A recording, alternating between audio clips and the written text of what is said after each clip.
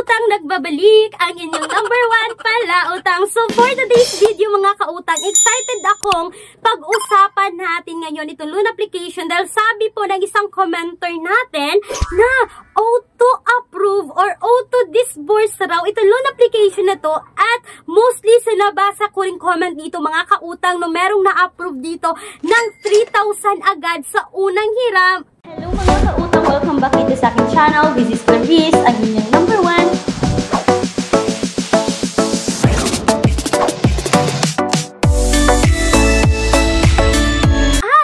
Makikita po nila dito sa loan details mga kautang is pwede mo raw bayaran 30 days, 60 days, or up to 150 days installment mga kautang. Kaya i-legit check natin ngayon itong loan application na to. At pag-uusapan din natin ngayon itong utangan na nag-offer ng minimum of 20,000, maximum of 2 million pesos. At hindi lang yan mga kautang dahil may mga alternatives din tayo no, na hindi nyo na kailangan pang mag-install, hindi nyo na kailangan pa rin mag-download dahil apply direct website at mga 0% interest yan. Yan yung alamin natin sa loob ng video na to.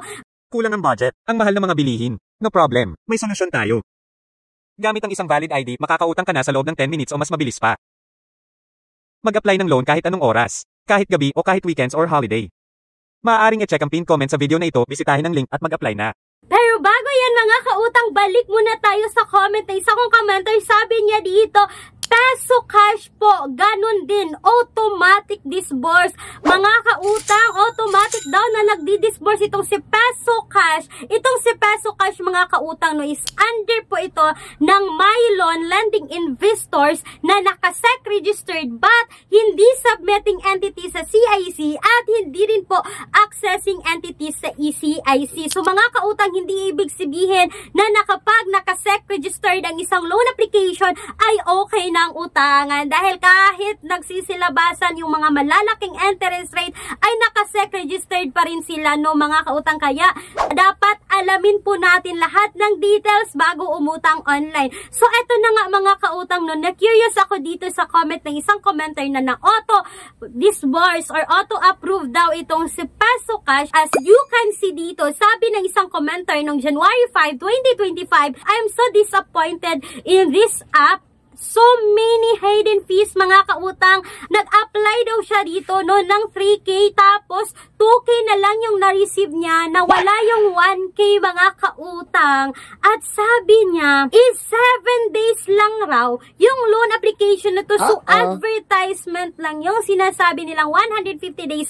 Kaya mga kautang no, wag talaga agad tayo magpapaniwala sa makikita natin sa loan details or sa platform na loan application na sinasabing 180 days, 120 days, 150 days, which is hindi naman talaga legit. Kaya itong si peso cash, auto-disburse siya mga kautang, pero ang lalaki ng mga kaltas at 7 days lang, hindi pa rin siya worth it na utangan mga kautang kung ganito kalaki yung interest rate. Pat ito yung pinaka-worst na comment dito mga kautang no, na don't ever try to use this loan app. Masisira lamang ang buhay mo dito dahil sa sobrang taas ng interest rate at ng processing fee. So makikita nyo dito na sabi niya, mamili daw kayo dito ng 30 days, 60 days, or 150 days, but the final talaga mga kautang is 7 days lang talaga siya. At ang sabi niya pa no, na nanghaharas daw ang loan application na to. At hindi pa yan mga kautang, sabi pa ng isang commenter no, na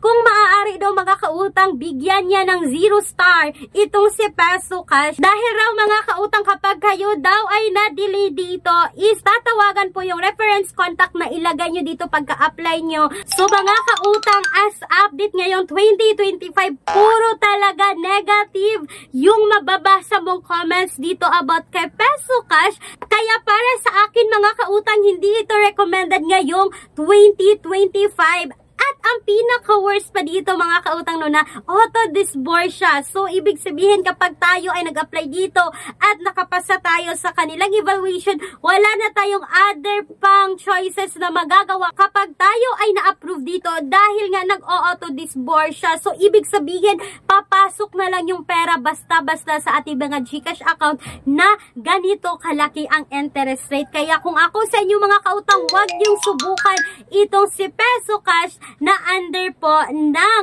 My Loan Lending Investors. Kaya mga kautang, may mga alternatives tayo no na apply direct website. Yes, 0% interest yung offer.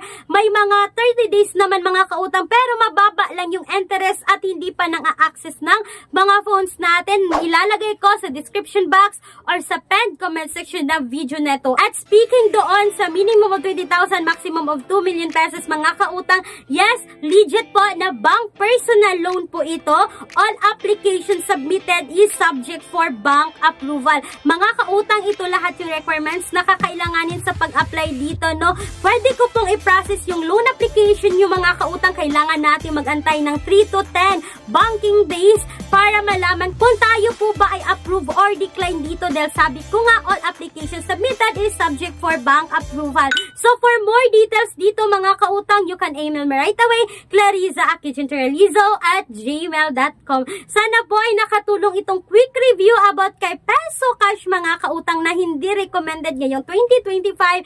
And that's all for today's video. Once again, this is Clarice, ang inyong number 1 pala utang dahil utang is life. Bye-bye mga kautang!